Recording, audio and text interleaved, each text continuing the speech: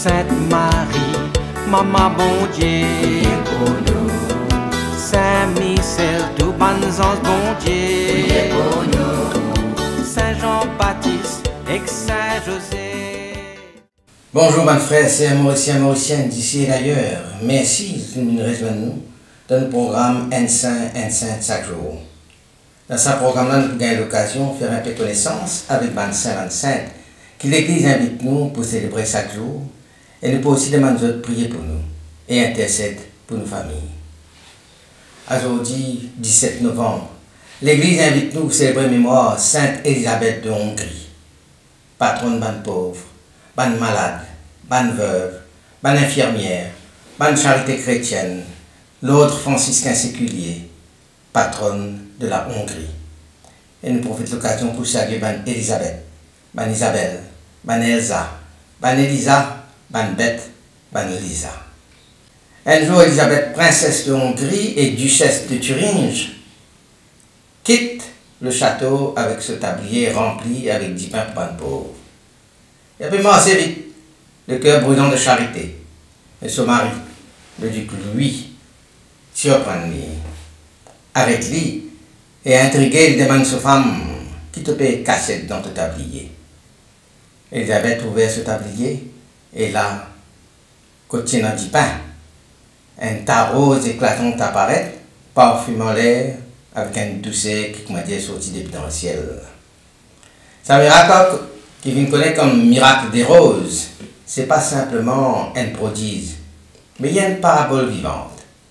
Il révèle la beauté cachée dans la charité et lui montrer que l'amour transforme même le pain en fleurs du ciel. Élisabeth enseigne-nous que la sainteté, c'est pas dans les gestes spectaculaires, mais dans la tendresse quotidienne, dans le don discret qui est capable de venir la lumière.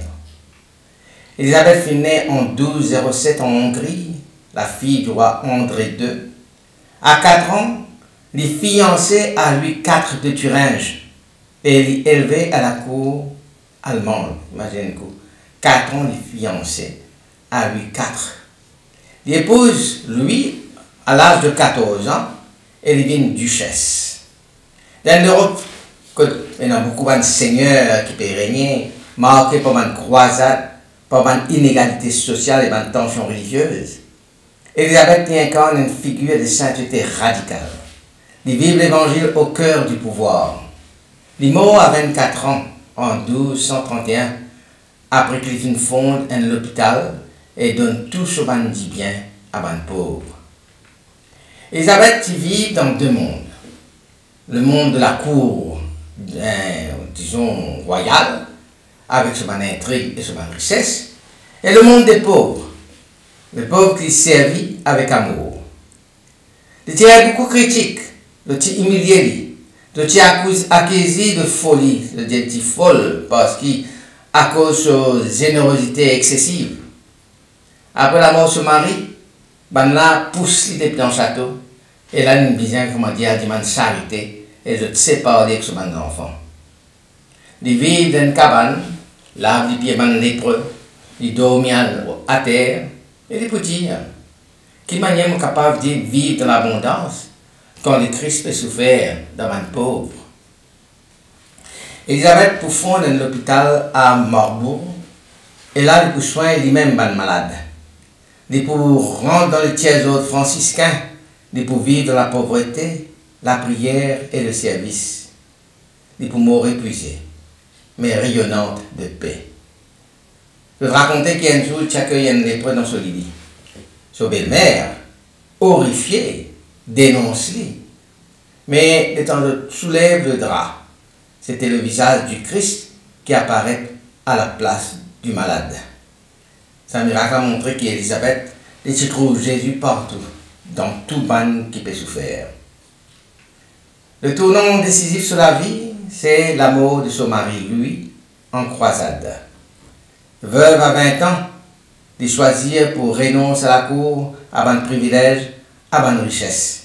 De consacrer entièrement à ban pauvre, de devenir une mystique franciscaine, de vivre dans la prière et le service.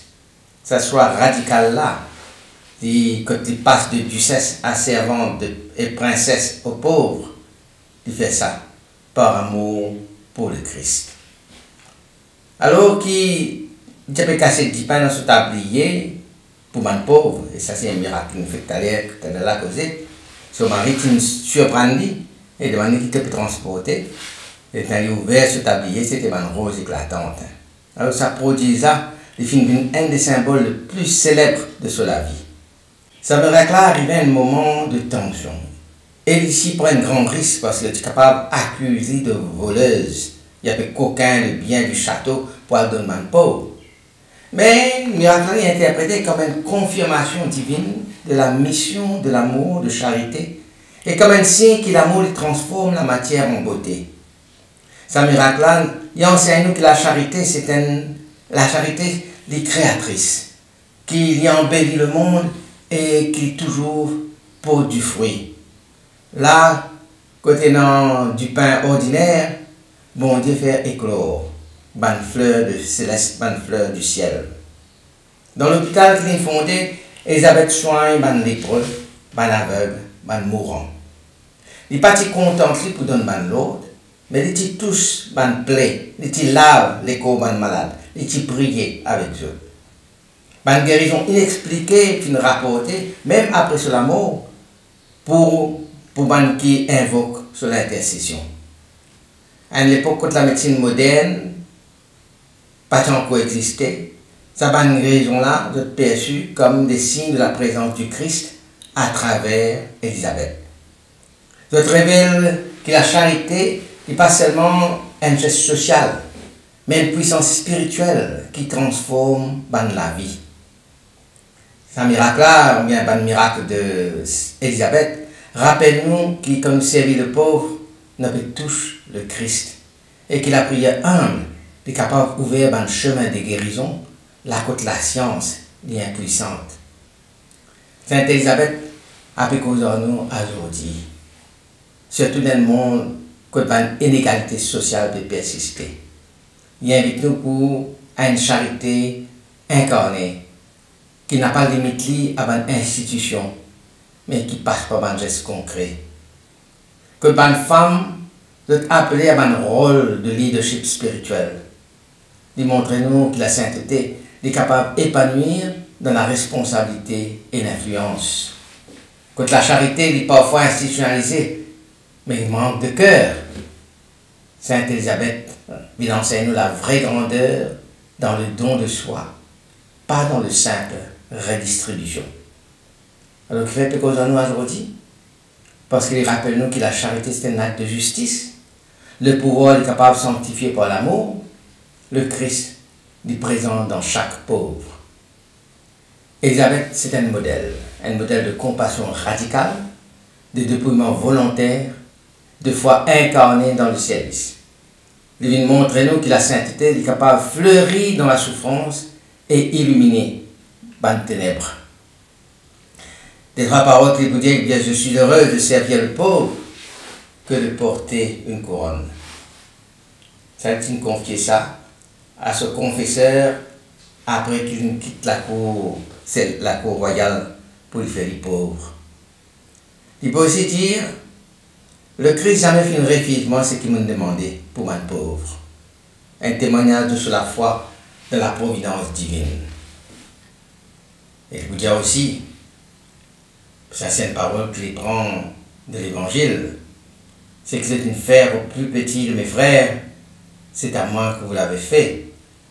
Ça c'est une parole qui est répétée souvent, parole de l'Évangile, pour justifier ce acte de charité. Alors à nous prier. Sainte Élisabeth, princesse de pauvres, toi qui trouves le Christ dans le visage souffrant, apprends-nous pour compter sans mesure et pour donner sans compter. Toi qui nous choisis la pauvreté pour mieux servir, donne-nous le courage pour préférer l'essentiel à l'apparence. Toi qui finis guérir les corps, toi qui finis guérir les cœurs, intercède pour les malades, pour les veuves, pour les marginalisés, pour les oubliés. Qui a tout l'exemple, nous inspirer pour vivre la charité vivante et qui te la lumière éclaire nos chemins de compassion. Sainte Élisabeth de Hongrie, servante du Christ, priez pour nous, priez pour nos familles. Amen. Qui bon Dieu bénisse et toujours dans le proche. Qui soit l'esprit habite toujours dans nous autres, qui les protège partout et toujours. Au nom du Père et du Fils et du Saint-Esprit. Amen. Et à demain. Saint-André et Saint Matthieu, Saint Jean, Saint Marc et Saint Luc. Priez pour nous, priez pour nous, priez pour nous. Sainte Marie-Madeleine et Saint Étienne, Priez pour nous, Saint Ignace et Saint Laurent.